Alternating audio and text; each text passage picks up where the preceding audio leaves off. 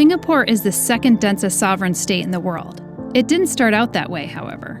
In the early 1800s, Singapore was blanketed in lush tropical forests where large animals like elephants and even tigers roamed. By the end of the 19th century, however, most of the primary forest was lost due to deforestation, development, and cultivation of cash crops. Fast forward to today, and the urban landscape is unrecognizable to what it looked like just 100 years before. Now the country has to deal with a growing population, and just being 1.5 degrees north of the equator means they also have to contend with unbearable heat and something known as urban heat island effect, which is a condition that causes significant warming due to human activities and a lack of vegetative cover. But between all this concrete, glass, and human construction, there is one pillar of hope that might be just the solution. This is the Oasia Hotel in the heart of downtown Singapore. The 27-story building underwent construction in 2007 and was opened for business 9 years later. The award-winning building features an open work of red aluminum mesh siding clad with 22 species of climbing plants, including Aristolochia, Ficus, Clerodendron, Thunbergia, Epipremnum, Bauhinia, and Philodendron, for example.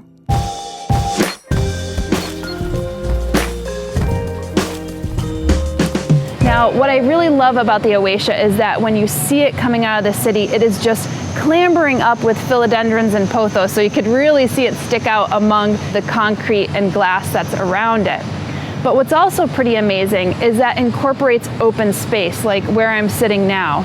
Actually, 40% of this building is devoted to communal open space. The open-air spaces featured throughout the building also features trees, bushes, and ground cover, comprising over 60 different species and varieties, which offers habitat for insects and birds. The design, layout, and plants allow for a naturally cool environment, so there's no need for air conditioning, and it provides a tranquil space for those using the space as a hotel or office environment. So just on Sunday, I was back here doing yoga with a number of the other people who are staying at this hotel, and it was just such a wonderful, relaxing experience to just come into a hotel and you see this capacious lobby and you're able to actually see the sky and look at fig trees and clusia and monster deliciosas and philodendrons and ferns all around you. And I just want to make this point that this is usually unheard of in the city where real estate prices are coming at a premium. So typically, if I'm a hotelier or I have a hotel, I'm going to want to fit as many different rooms as possible within the building so I can fit many people and just maximize my return on investment. But what Oasia actually did was they wanted to make the experience better for the people who are staying here. And I think that we see that trend within Singapore more and more. Luxurious hotels are something to ogle over, but I also want to see how biophilic design was being incorporated in other ways. In response to the growing aging population, Singapore decided to experiment with what a village would feel like in building form. The Kampung Admiralty is the first integrated public development that mixes public facilities and services under one roof. So I arrived just here at the Kampung, and this is kind of an interesting building. It's government sponsored and it combines family living as well as elderly care, and it has all these communal spaces and really integrates green living and biophilic design. The open-air communal spaces allow for daylight to enter, but also cross-ventilation, which reduces the need for air conditioning, a total plus when living in a climate like Singapore's. There are a number of other neat features here, like vertical gardens and even a rainwater and stormwater collection system purified by aquatic plants. But let's head upstairs to get a better perspective of the Kampung. This is a place after my own heart because they have plants everywhere.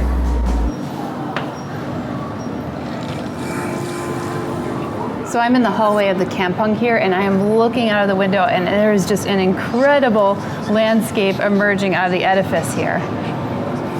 Let's see if we could go downstairs and take a closer look at the landscape.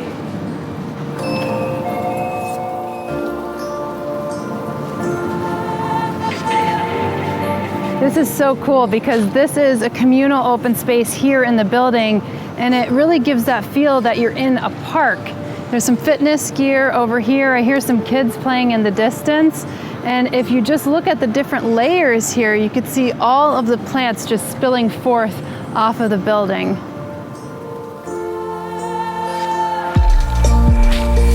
These are eucalyptus, or chenille plants they're called.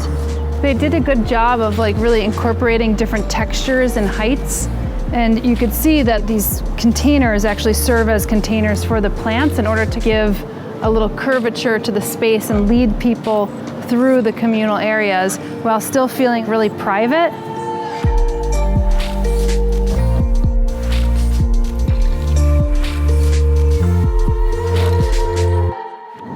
So this is on the 8th floor of the Kampung, and this is actually their community farm. So they have a ramp that comes all up this way in case some of the elderly would like to come up here and take care of the plants.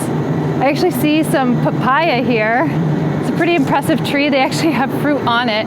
It's not entirely ripe yet, but I think these are going to look like some pretty juicy papaya. These are some plants that I am unfamiliar with. It looks like it says it's cat whiskers.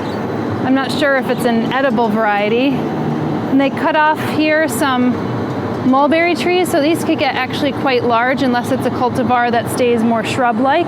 But these will put out some really excellent fruits. And over here is some what looks like a type of plectranthus, which is a type of mint. Could be a type of sage. Yeah, that smells really good. And then this is ipomoya, which is in the potato family. And this also looks like another mint that they're growing here. What's pretty handy is they have these signs on the plants, so you really know what you're looking at and what you're taking care of. Here we have some Thai basil. Smells great.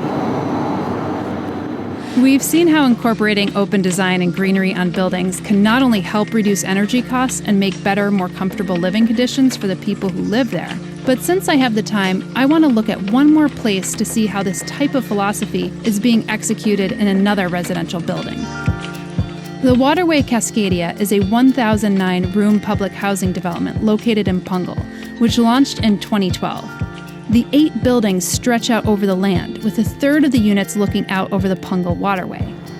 Not all biophilic design could actually be seen from the exterior of the buildings. I actually got tipped off to this, which is a residential unit here, and the green landscaping is on the inside and on the rooftop, so I'm going to have a look. I'm walking through an area of the building now which serves as the common area park for residents to enjoy. This area, like the one we saw at the Kampung, also functions in capturing rainwater to prevent stormwater runoff, which would otherwise just flow off and flood impermeable surfaces like roads and walkways. This is actually one of the new regions that's under construction. You actually can hear some construction in the distance as well. What's cool about this building is they maximize the surface area. There's actually a car park underneath, and they built the landscape on top for all the residents here to enjoy. From the top, you could really see just how big this area is. It's like having a private park where children can safely play around. But let's walk over to the other side to see where the building is situated. What's really nice is the waterway here. They did a really good job aesthetically, but from this vantage point in the distance, you could see all the construction in the back, but you could also see the greenscape on top of the roof of that car park over there in the distance. But what I'd like to do is actually walk along this path, and I think I see some floating wetlands in the distance, which might be neat to see.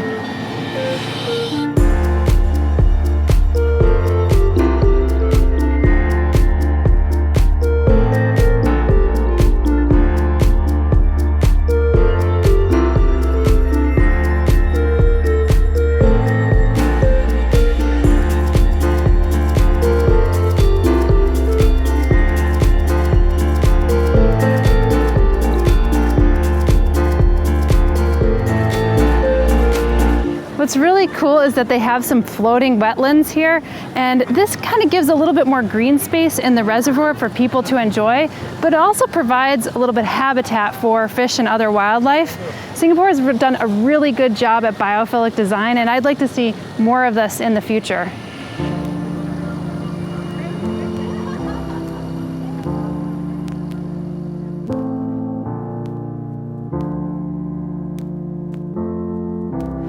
hope you enjoyed the episode on biophilic design here in Singapore. Tell me what you liked most about this journey in the comments below. And if you'd like to support this channel, then feel free to subscribe, and you could always follow along on my personal journey on my Instagram at Homestead Brooklyn and on my blog at homesteadbrooklyn.com. See you next week.